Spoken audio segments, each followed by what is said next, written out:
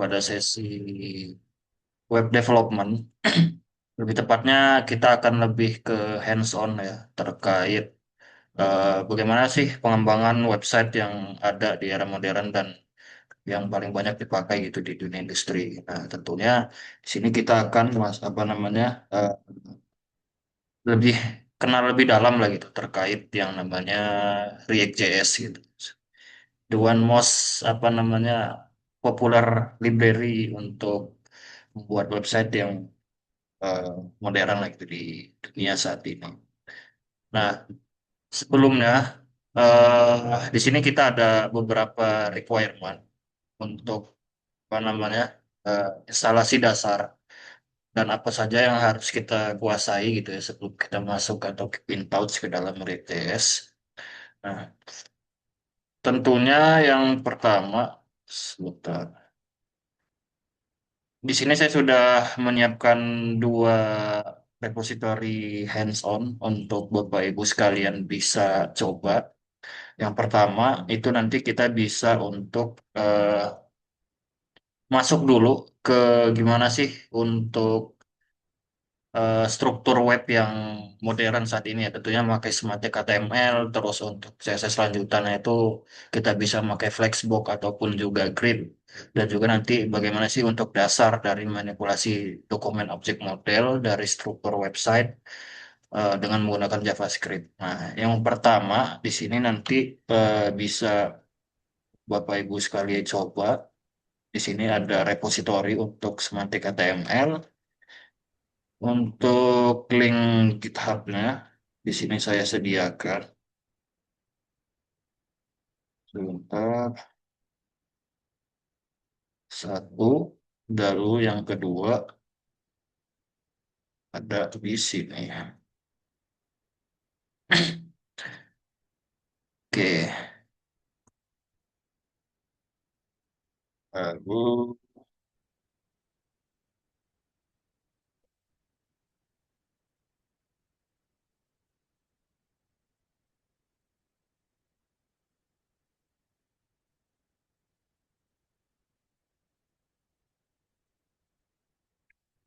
Nah, lalu yang kedua, eh, ada beberapa requirement yang harus kita coba install di masing-masing perangkat dari peserta.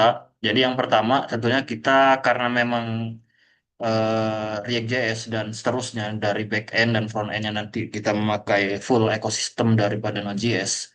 Nah, di sini nanti Bapak dan Ibu sekalian bisa coba menginstal untuk kebutuhan dependencies-nya. Di sini ada Node.js. Lalu untuk code editor yang ada itu sebenarnya menyesuaikan. Tapi kita di sini ambil yang common, yang umum, kita bisa memakai Visual Studio Code. Lalu untuk version control system, nah ini apabila kalau dari Bapak Ibu sekalian ingin mempublish ataupun menyimpan code dari yang sudah kita buat nantinya ke dalam GitHub, kita wajib menginstal Git untuk version control system yang ada di desktop masing-masing. Lalu tentunya untuk ininya ya, tempat penyimpanan code-nya atau repository yang ada, nanti di sini tentunya kita harus memiliki akun GitHub sebagai tempat untuk menyimpan code-nya. Nah, oke.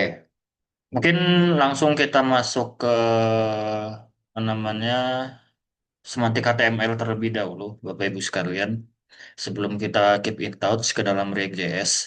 Nah, untuk semantik HTML sendiri, kalau secara dasarnya ya, kalau misalkan kita melihat dari masa yang lalu gitu, untuk pembangunan website dari yang zaman jadul gitu, tentunya itu kita bikin komponen-komponen kecil gitu, kayak misalkan kita mau bikin header, atau kita mau bikin apa namanya, sidebar, atau terus juga ada cards gitu kan.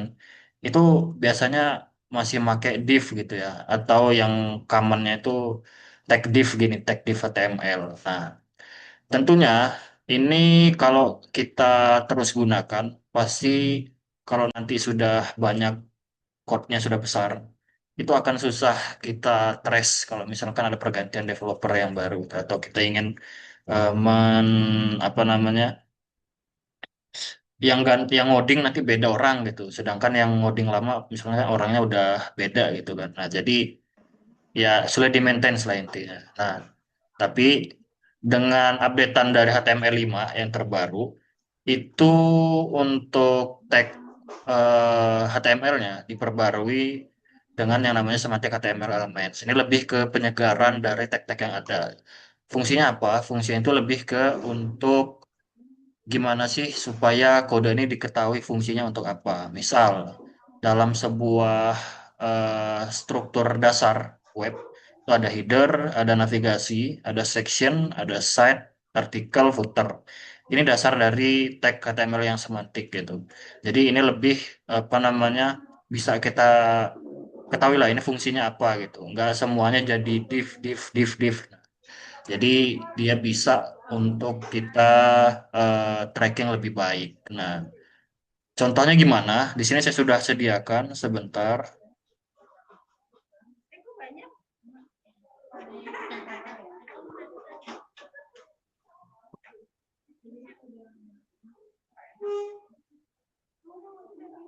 Nah, ini merupakan contoh struktur web yang sudah saya buat dan bisa Bapak Ibu sekalian coba di link GitHub yang sudah saya share tadi. Nah, di sini sudah kita ketahui bahwasanya struktur dasarnya ada header, terus ada navbar, terus ada site ya, ada main ini untuk eh, komponen yang membungkus semua konten yang ada di website, terus di sini juga ada footer. Nah, untuk kodenya sendiri, sebentar. Nah, seperti ini. Jadi untuk di kode HTML-nya sendiri, di sini ya yang sudah saya eh, beritahu tadi, kita nggak pakai div lagi gitu untuk apa namanya pembuatan tag HTML-nya. Jadi langsung aja. Kita di sini udah disediakan header dari HTML5, terus juga ada nav, lalu ada site, lalu ada juga main yang akan membungkus dari seluruh konten nih. Ada main, terus juga ada footer gitu. Nah, itu untuk lebih ke dasar semantik HTML-nya. Nah, lalu nextnya untuk dari segi styling. Nah, terkadang untuk pembuatan website yang zaman dulu gitu ya. Kalau kita untuk melakukan layouting, terutama kayak konten-konten yang fleksibel gitu ya, kayak misalkan kadang dia sifatnya kolom terus ataupun row, itu biasanya kita pakai float gitu kan, ataupun masih belum menggunakan yang modern lah gitu. Nah, untuk sekarang itu ada beberapa tipe yang sudah disediakan dari CSS. Yang paling banyak digunakan ada dua. Di antaranya yang pertama ada flex atau display flex, juga ada dari grid. Nah, fungsinya apa? Kurang lebih mereka sama dengan tipe float yang ada di CSS zaman dulu gitu, kayak float left, float right gitu kayak.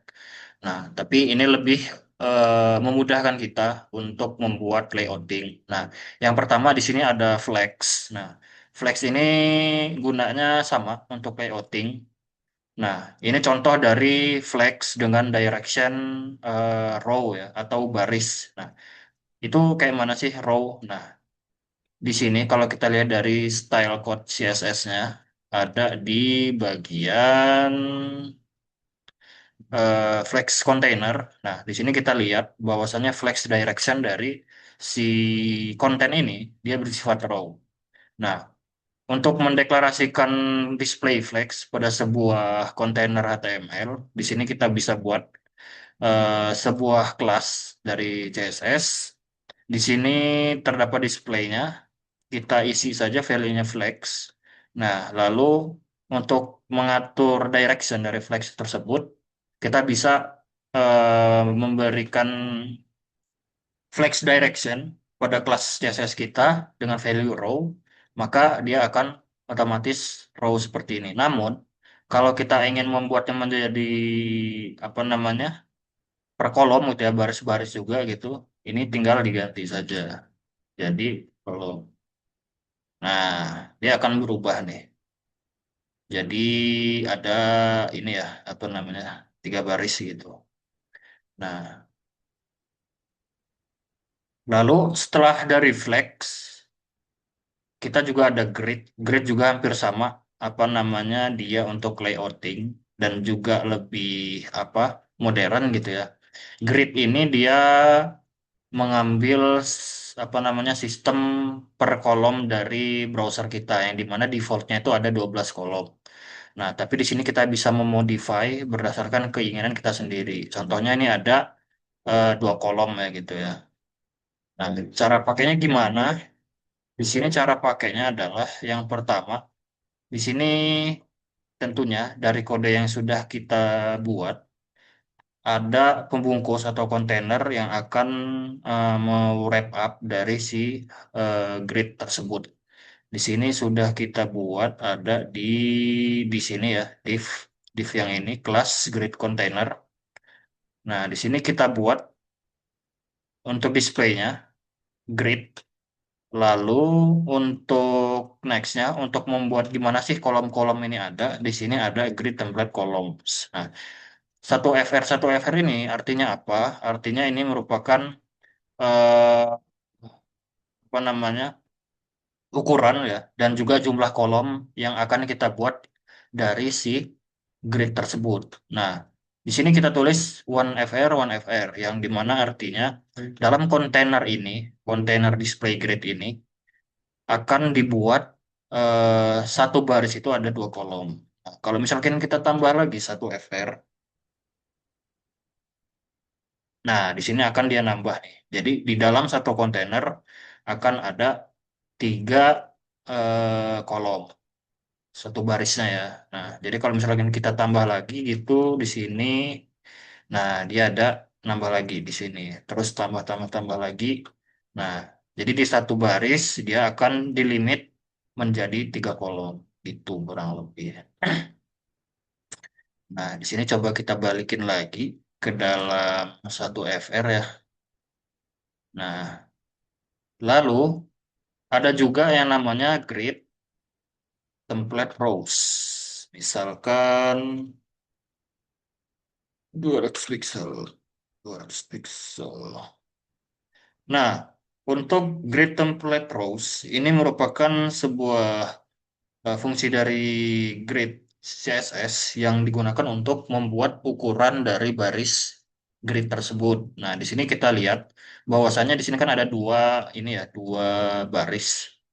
Nah, baris yang pertama kita set itu ukurannya ada 200 pixel, lalu yang baris kedua itu juga 200 pixel. Nah, misal kita mau ubah yang baris kedua 100 pixel, nah terlihat perbedaannya bahwasanya di sini bisa berubah gitu. Nah, next ya, kita akan hands on masuk ke JavaScript ya tentunya. JavaScript. Gimana sih untuk membuat webnya itu kayak fleksibel? Nah, ya fungsinya tentu untuk ini ya, apa namanya? Kalau kita melihat back to the basic, tentunya HTML itu kan sebuah kerangka untuk membuat websitenya. Ibaratnya kayak tulang lah yang belum dibungkus sama apa-apa gitu. Nah, CSS itu kan itu badannya yang membentuk dari si tulang tersebut biar kayak ada stylenya gitu kan, ada warnanya, ada apa namanya, gimana sih untuk kartnya gitu-gitu gitu kan, warna segala macam. Nah, untuk JavaScript itu lebih kayak ke brain gitu, atau otaknya. Jadi kita bisa membuat dari si website tersebut interaktif. Kalau misalkan contoh kita klik tombol dia maka ada apa namanya keluaran atau return apa. Nah, di sini saya sudah contohkan sedikit, yaitu kita akan merubah dari flex direction yang ada di komponen ini akan menjadi directionnya itu menjadi kolom ya, dari yang baris jadi kolom. Nah, contohnya itu ketika kita klik, nah dia akan berubah menjadi row seperti kolom seperti ini. Lalu setelah itu kita toggle lagi, maka dia menjadi baris lagi. Itu ditulis dan dibuat menggunakan dengan JavaScript yang murni tentunya. Kita belum nyentuh ke React gitu. Nah, gimana sih caranya? Nah, di HTML sendiri kita bisa menuliskan kode JavaScript kita di dalam tag script. Nah, dan bisa langsung kita tuliskan script dari JavaScript kita. Nah, ini adalah beberapa ini ya, apa namanya, function DOM yang disediakan oleh JavaScript untuk memodify dari website kita. Contohnya yang pertama di sini ada kita membuat variabel btn yang dimana kita menangkap elemen dengan ID btn action. Nah, yang dimana btn action ini sudah kita declare di HTML pada button ini. Nah, kita sudah membuat apa namanya tag button ya dengan ID button action yang nanti akan ditangkap oleh si JavaScript. Nah, nextnya kita di sini juga menangkap eh, elemen HTML dengan ID myFlexbox dan dimasukkan ke dalam variabel flex area yang dimana untuk elemen ini nanti akan kita ubah kelas CSS-nya dari yang awalnya tidak ada kelas vertikal. Di sini kita sudah sediakan ya kelas vertikal dari flex container menjadi kolom gitu untuk flex direction-nya. Yang awalnya defaultnya adalah flex direction-nya itu row gitu. Nah, jadi setelah kita declare untuk apa namanya variabel yang menangkap elemen dari tag HTML dengan dokumen.getElementById, nextnya kita akan membuat event listener, yaitu fungsi untuk memberikan perintah ketika elemen atau tag HTML tersebut diberikan aksi. Nah, di sini kita memberikan aksi klik, gitu, klik ya. Ketika klik itu maka terjadi apa? Nah, di sini kita di dalam arrow function ini kita berikan apa namanya aksi yang akan dilakukan ketika si tombol ini tadi diklik. Nah, jadi yang pertama, kita beri apa namanya class list toggle ya pada flex area. Ketika si tombol ini diklik, maka akan memberikan toggle terhadap CSS dengan memberikan kelas vertikal tadi yang sudah kita declare di style CSS. Nah, yang akan mengganti dari flex direction eh, si komponen dalam kontainer flex ini tadi. Nah, lalu selanjutnya di sini juga kita berikan ini ya, apa namanya, ternary operator untuk membuat tulisan dari si button. Nah, yang dimana kalau misalkan ketika diklik kan pertama itu dia toggle, pasti akan memberikan kelas vertikal ke dalam si tag HTML-nya. Nah, kalau di sini kita cek apakah di dalam button apa namanya di dalam flex area tersebut terdapat kelas vertikal. Nah, kalau ada di sini kita cek dan ubah dari si tulisan button yang ada, yaitu kalau misalkan dia vertikal, maka tulisan yang ada di button akan menjadi kembalikan ke horizontal. Jika tidak, kita ubah dia tulisannya menjadi ubah ke vertikal. Nah, di sini implementasinya. Di sini ubah ke vertikal, nah dan lalu kita klik lagi ubah ke horizontal. Nah, gitu untuk yang namanya contoh dasar dari si dokumen objek model itu. Nah, mungkin nextnya kita bisa masuk ke pengenalan React-nya ya sebentar.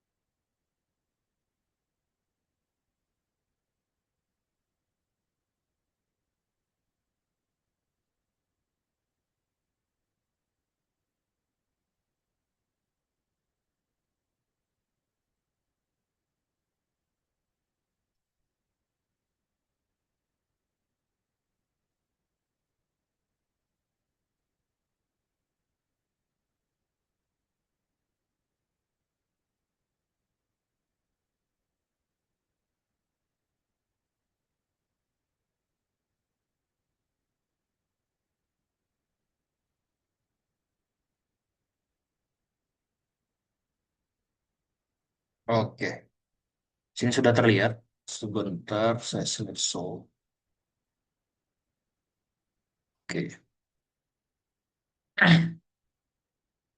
Oke, jadi nextnya kita akan langsung masuk ke pengenalan React ya.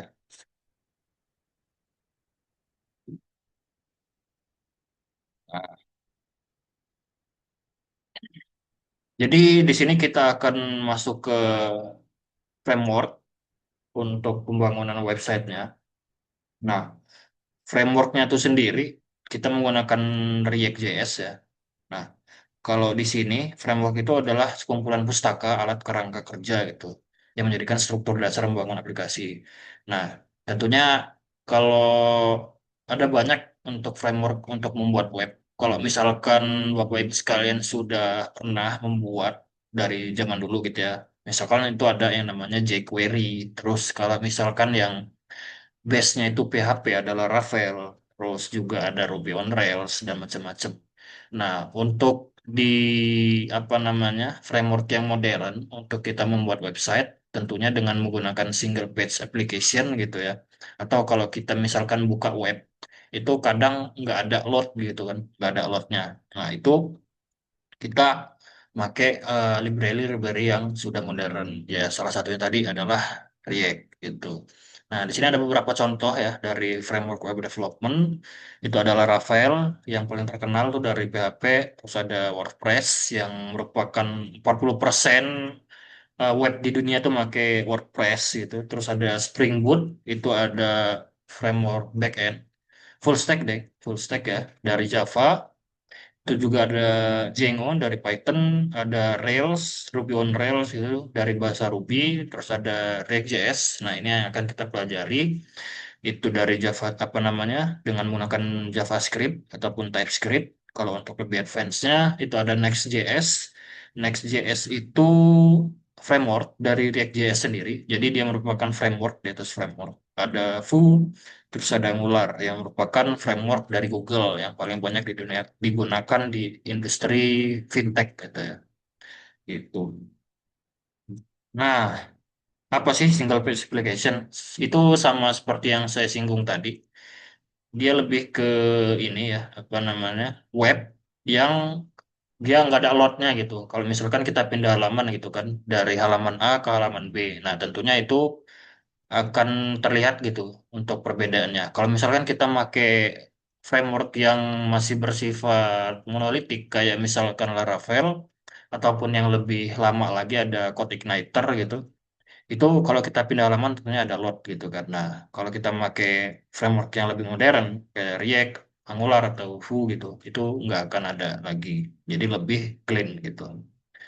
Nah, jadi React sendiri sebenarnya dia banyak orang yang awam dia menyebutnya framework, tapi sebenarnya dia lebih ke library yang dibuat oleh Facebook pada tahun 2013 gitu. Kenapa sih kita pakai React gitu kan? Yang pertama ya tentu kinerjanya tinggi, terus banyak banget yang pakai gitu di dunia industri dan terus UI yang untuk dibuatnya itu banyak. Kalau misalkan Bapak Ibu sekalian tahu Bootstrap, nah itu kan salah satu contohnya gitu. Terus ada juga yang paling terkenal juga ada Material UI, ada juga InDesign, terus ada ZCN dan macam-macam.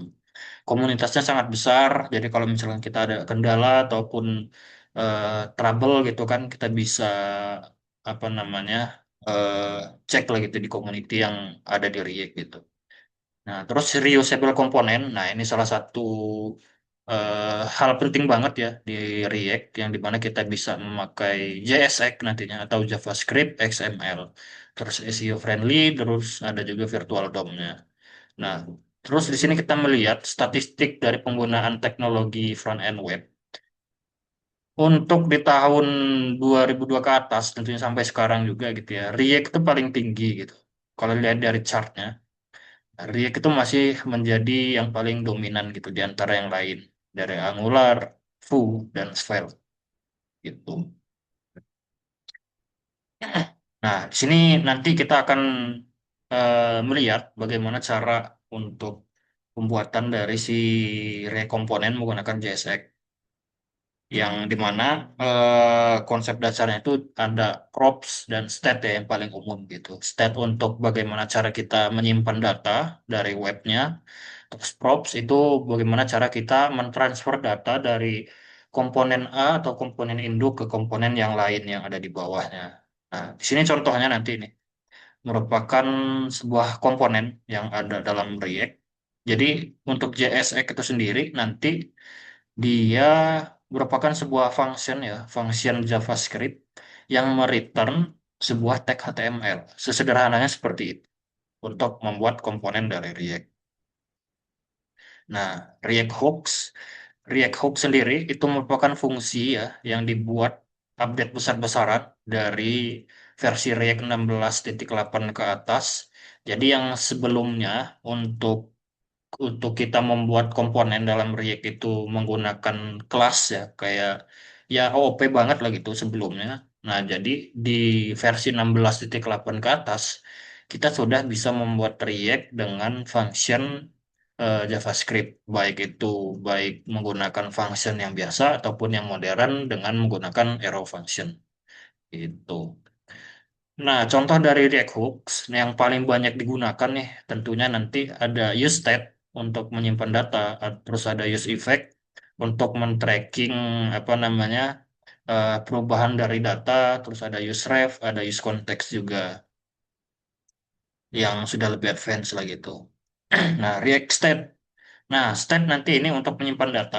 Jadi kayak misalkan ketika kita melakukan fetching data atau mengambil data gitu dari backend gitu ya. Misalkan ada list user ataupun nanti list product. Nah, nanti data yang ada di backend akan kita tampung ke dalam eh, state yang ada di React.js. Tuh. Contohnya di sini kita ada sebuah komponen nih di sini.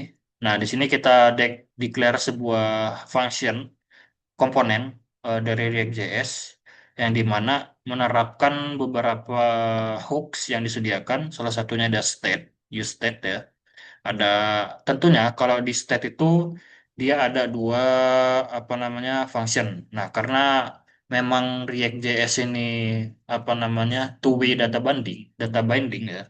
Dia nggak bisa langsung mengubah value dari si variable state yang kita buat. Jadi di sini ada variabel yang statik dan juga ada set count yang digunakan untuk merubah apa namanya value dari count ini sendiri. Nah, terus kita buat di sini menggunakan hooks use state dengan default value dari state tersebut apa. Nah, di sini kita buat default value-nya adalah nol atau number kosong.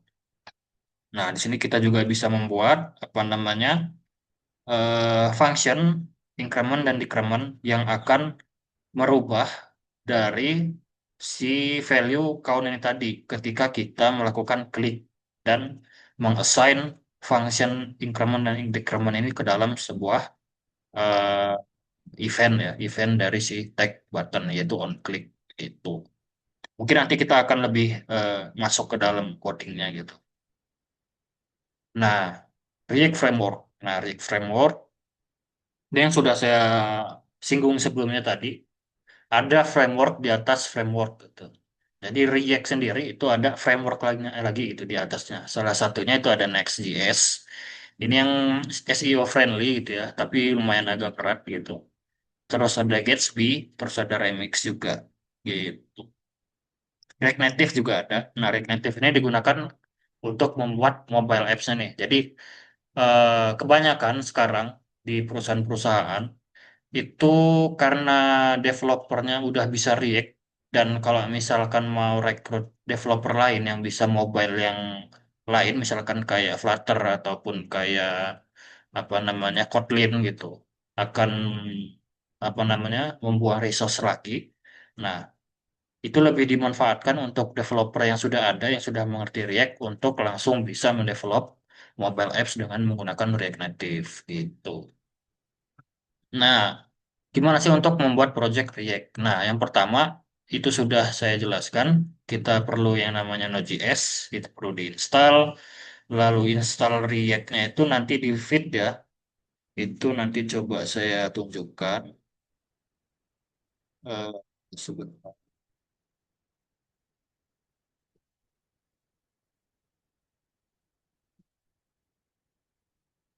Untuk membuat project React, di sini kita menggunakan Fit, yaitu apa namanya, modul bundler, yang dimana ini yang paling common sekarang ya digunakan untuk membangun framework yang baru itu kayak misalkan React, Vue, dan juga Angular dan lain-lain. Nah, di fit.dev ini sudah disediakan untuk prosedur bagaimana cara menginstal React-nya.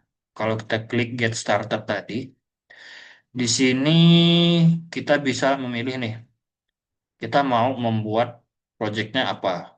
Di sini kita bisa menggunakan vanilla ataupun yang nggak pakai framework ya. Terus ada Vue, ada React, ada Preact, Eclipse, Svelte, Solid, Quick, dan masih banyak.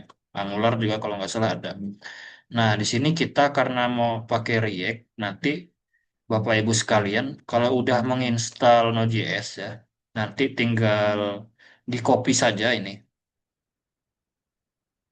npm create feed list, feed latest ya, nanti eh, tinggal misalkan, saya contohkan.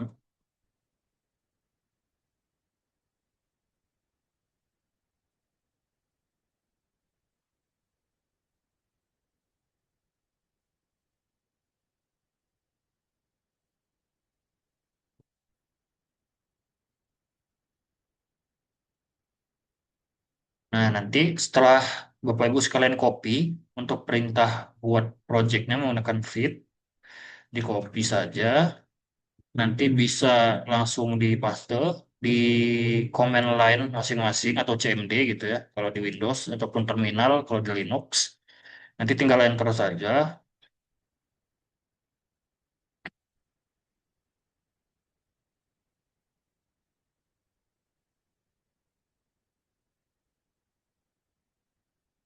Nah, di sini nanti akan muncul beberapa perintah yang bisa kita ikuti.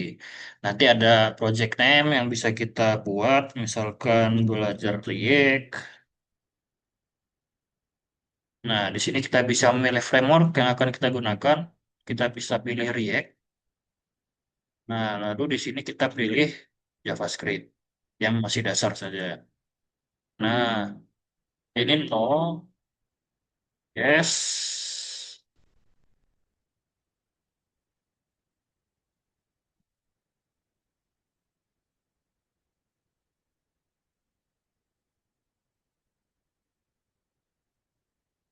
Nah, dan sudah. Tinggal di sini bisa kita buka nih. Kalau kita close ya. Nah, belajar React. Nah, di sini sudah terbuat untuk foldernya dan sudah tergenerate beberapa kode dari React-nya yang akan bisa kita buat. Kalau di sini kita masuk ke Visual Studio Code,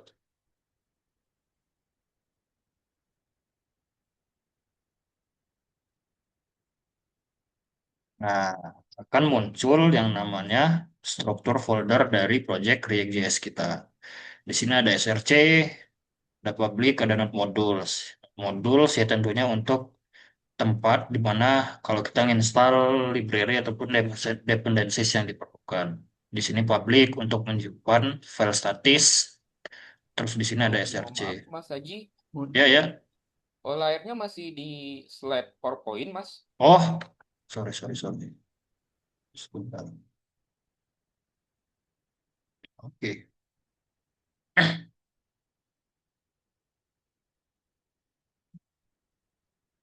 Oke, sudah terlihat, Pak? Oke, sudah. Sudah Oke. Pak, sudah. Sudah, Pak, sudah. Oke, kita mulai dari awal sebentar kalau gitu. Nah, untuk membuat project React-nya, Bapak Ibu sekalian, itu kita bisa masuk ke ini ya, eh, web feed tadi. Di sini feed.dev, di sini kita bisa masuk ke dalamnya. Nah, di sini kita bisa masuk ke get started. Nah, di sini tentunya ada prosedur yang bisa kita ikuti Nah, di sini yang sudah saya singgung tadi terkait perintah ya, base script yang bisa kita copy untuk membuat project React-nya. Nah, di sini bisa Bapak Ibu sekalian copy, nanti dibuat di CMD ya, nanti tinggal di enter saja dan nanti akan ke generate nih apa namanya struktur dari React-nya. Nah, di sini itu. Nah, di sini ada node modules tadi yang untuk menyimpan dependencies dari library ataupun eh, yang diperlukan dari React. Terus di sini ada folder public. Ini untuk menyimpan file statik kayak foto ataupun font dan segala macam. Nah, lalu di sini ada src atau source. Nah, di sini itu project React-nya yang akan kita buat. Nah, di sini ada main JSX. Ini merupakan apa namanya komponen untuk membungkus semua file React-nya di sini untuk mainnya gitu. Nah, di sini kita bisa memodify dari si React-nya itu. Nah, tapi kita nggak akan mengambil dari sini karena sudah saya sediakan di GitHub tadi yang bisa Bapak Ibu sekalian ini ya download ya filenya ataupun pull ataupun clone. Nah, di sini saya sudah membuat beberapa contoh satu komponen. Kalau kita jalankan gimana? Sebentar.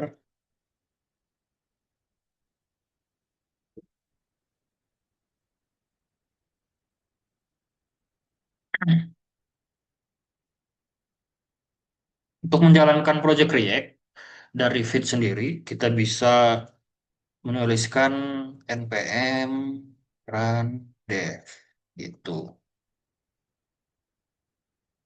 Nah, di sini nanti akan muncul nih host dari project React kita dengan port 5173 secara default. Tuh. Nah, kalau kita jalankan, nah ini nanti muncul nih tampilan dari React kita gitu. Nah, di sini sudah saya buat beberapa tampilan sederhana ya dari React. Di sini ada header, terus ada ini tombol, terus ada card komponen. Nah, yang di sini bisa eh, kita lihat nih strukturnya gimana gitu. Jadi yang pertama, di sini saya membuat sebuah komponen. Tadi ini komponen yang namanya apps untuk membungkus ini semua. Lalu di sini kita buat sebuah ini ya state ya atau tempat untuk menyimpan data dengan default value atau value awalnya itu satu dengan menggunakan hooks dari React tadi yaitu useState. Nah, di sini ada count. Count ini variabel statisnya yang bisa kita panggil dan juga bisa kita tampilkan. Nah, set count ini tadi yang sudah saya singgung sebelumnya, karena React ini bersifat two-way data binding, jadi dia apa namanya harus di set untuk merubah state yang ada. Nah, contohnya di sini kita ada dua function, Bapak Ibu sekalian. Yang pertama ada increment atau menambah value dari count tadi. Ketika diklik, maka value dari state yang sudah kita declare itu akan bertambah dengan satu. Jadi default value plus satu gitu ya. Jadi nanti akan bertambah. Nah, lalu decrement itu akan apa namanya mengurangi dari state yang sudah kita buat. Jadi eh, di sini kalau misalkan nanti udah kita klik nih tambah tambah tambah tambah, terus kita mau kurangin. Nah, kita akan mengimplement dari function decrement tadi. Gitu. Nah, di sini ada kondisionalnya yang sudah saya buat, di mana kalau count-nya ini lebih besar dari satu, maka kita bisa menguranginya. Namun kalau enggak, ya berarti kita set count-nya itu satu aja. Atau yang dalam arti lain, di sini kita limit untuk decrement-nya nggak boleh sampai minus. Jadi ya cuman bisa sampai di satu saja gitu. Nah, di sini kita buat juga langsung return ya, karena yang namanya JSX tadi sudah saya jelaskan bahwasannya eh, JSX dia mereturn atau mengembalikan tag HTML. Nah, gitu. Jadi di sini bisa kita return dari function yang ada, kita return, bisa kita buat dengan semantik HTML, di sini header. Nah, di sini terus kita bisa buat CSS-nya nih di sini. Kita bisa buat headernya, terus main. Nah, nah di sini kita ada button dua nih, yang increment dan decrement. Nah, gitu. Nah, ini function, ini tombol yang sudah kita implement dengan function yang sudah dibuat tadi, ada increment dan decrement ya. Nah, di sini bisa kita klik. Ketika kita on klik yang increment, on klik nih, maka dia akan men-trigger dari function increment tadi. Contoh, kalau kita klik, nah dia akan apa namanya langsung reaktif ke count yang di step gitu ya. Jadi bertambah nih, kalau kita increment gitu. Nah, kalau kita decrement, dia langsung kurang gitu ya. Dengan maksimal pengurangannya itu cuma sampai di satu gitu aja. Nah, ini dia untuk yang lumayan menjadi highlight ya dari si React, yaitu reusable komponen. Jadi kita bisa memanggil komponen seperti ini gitu ya, yang sudah kita buat nih. Ini ada komponen card yang ini, nah, yang ada satu blok ini nih, card. Mungkin kita hilangin dulu jadi satu. Nah, ini card yang sudah kita buat komponennya. Jadi bisa kita panggil dimanapun di komponen React lain yang sudah kita buat. Nah, contohnya di sini card ini, komponen card saya buat di dalam eh, komponen app gitu. Nah, dan card dia memiliki props atau properti ya, properti yang dibutuhkan dari si komponen card ini. Jadi kalau kita mau memanggil card ini, dia perlu ada apa namanya property title dan value yang harus dimasukkan di dalam komponen yang memanggil komponen card ini. Jadi di sini ketika kita memanggil komponen card, kita memberikan property atau props title dengan value counter dan juga property value dengan value-nya itu count dari step. Jadi kalau ketika kita pencet trigger increment dan decrement pada komponen card ini dia bisa berubah gitu. Contoh kalau kita misalkan nggak mau bikin dia dari count, misalkan dari langsung ya hardcore gitu 10, terus counternya titelnya kita rubah menjadi ini static props. Kita save. Nah, di sini dia berubah nih. Kita coba ganti flex. Nah, gitu. Jadi dia berubah nih. Jadi kita bisa si komponen ini lebih ke agnostik lah gitu ya.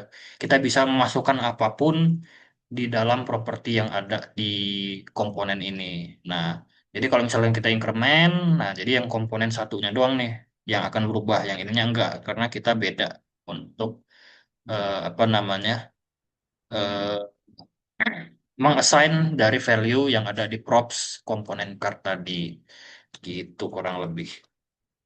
Nah, ini bisa Bapak Ibu sekalian kulik lebih dalam ya atau hands on ke dalamnya di dalam GitHub yang sudah saya share tadi di dalam komentar.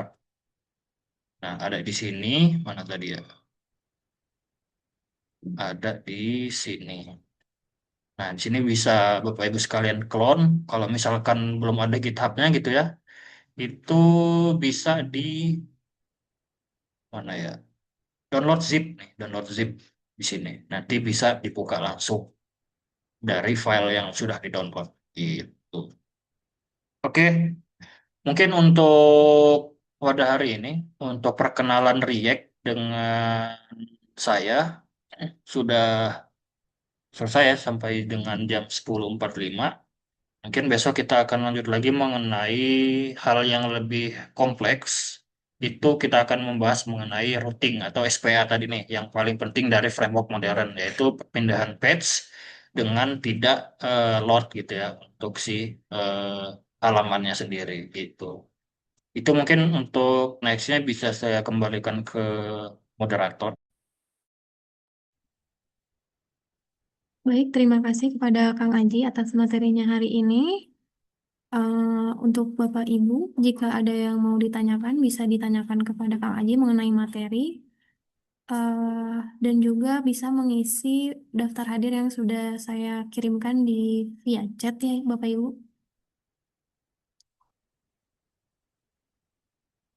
Begitu. Ada yang mau ditanyakan lagi?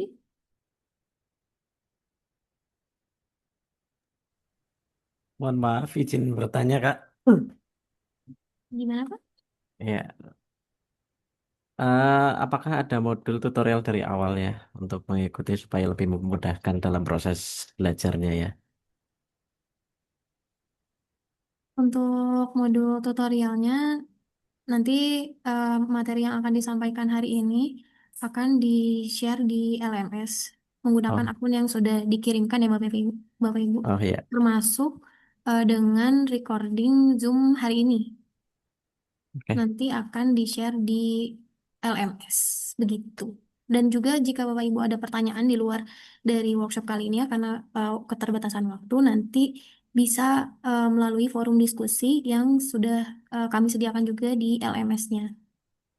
Jadi nanti Bapak Oke. Ibu bisa bertanya langsung dengan mentornya melalui LMS. Begitu. Baik, terima kasih, Mbak Sinta.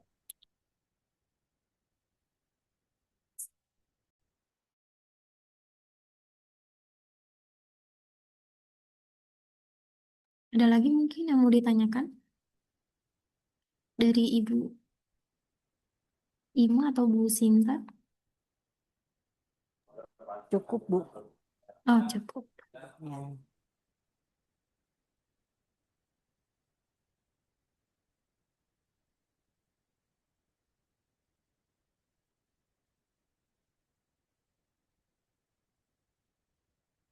Mungkin jika tidak ada yang akan ditanyakan lagi oleh Bapak Ibu, bagaimana Pak? Boleh bertanya lagi, Mbak?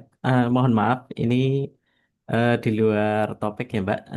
Ini ingin menanyakan hal tentang kegiatan luring.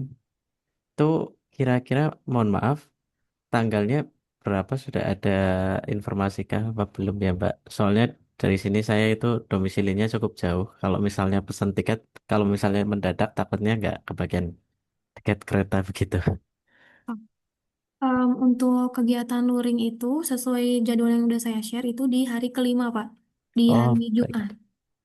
oh baik baik. Terima Tapi, kasih Mbak.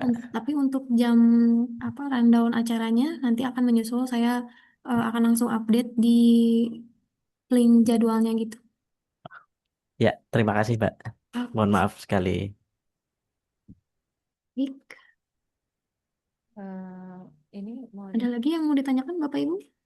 mohon izin tanya, Mbak, untuk apa namanya? Tadi kan terkait dengan luring, nggih. Itu tempatnya pastinya di mana, nggih? Soalnya kan itu juga berkaitan sama transportasi perjalanan ke sana. Untuk kegiatan akan dilaksanakan di Bandung Ibu.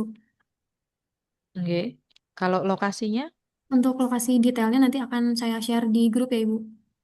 Oh, oke. Soalnya kan tadi kalau misalnya kita mau beli tiket dan lain sebagainya kan harus menentukan dari titik mana sampai titik mana gitu kan.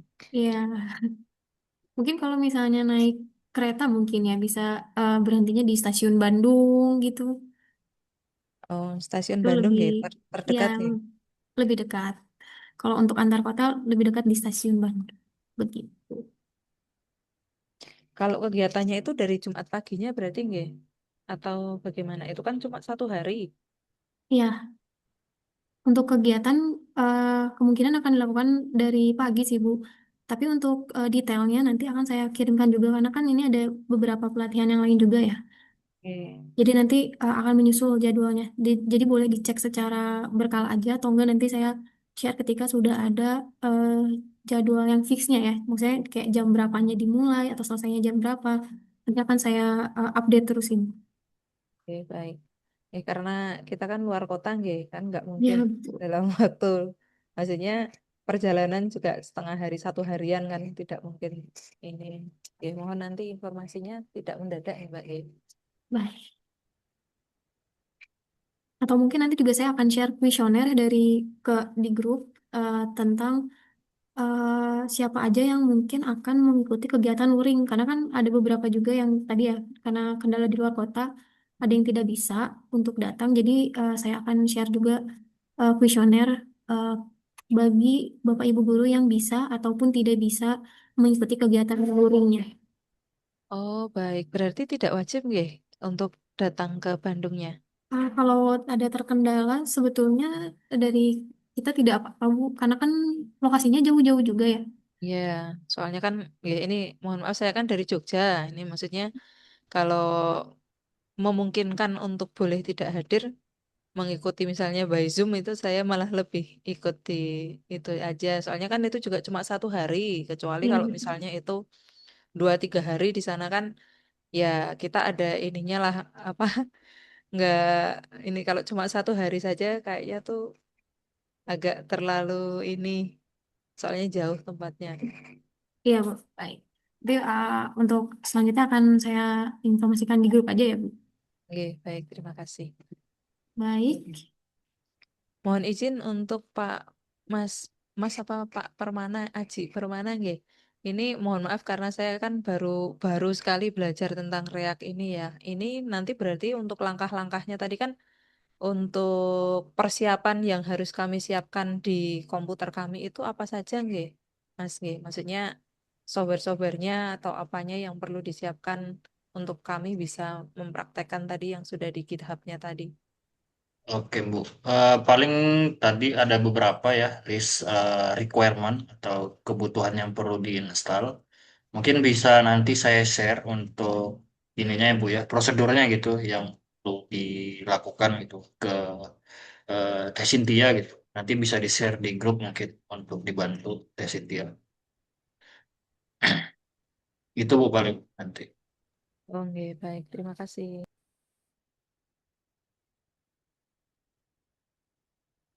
Baik, Bapak Ibu, jika tidak ada yang ingin ditanyakan lagi, saya akhiri pertemuan hari ini. Terima kasih kepada Bapak Ibu yang sudah hadir dan terima kasih juga kepada Kang Aji yang sudah membawakan materi hari ini. Saya Cynthia Rahmawati, izin pamit undur diri. Terima kasih Bapak Ibu. Sama-sama, terima kasih. Siap.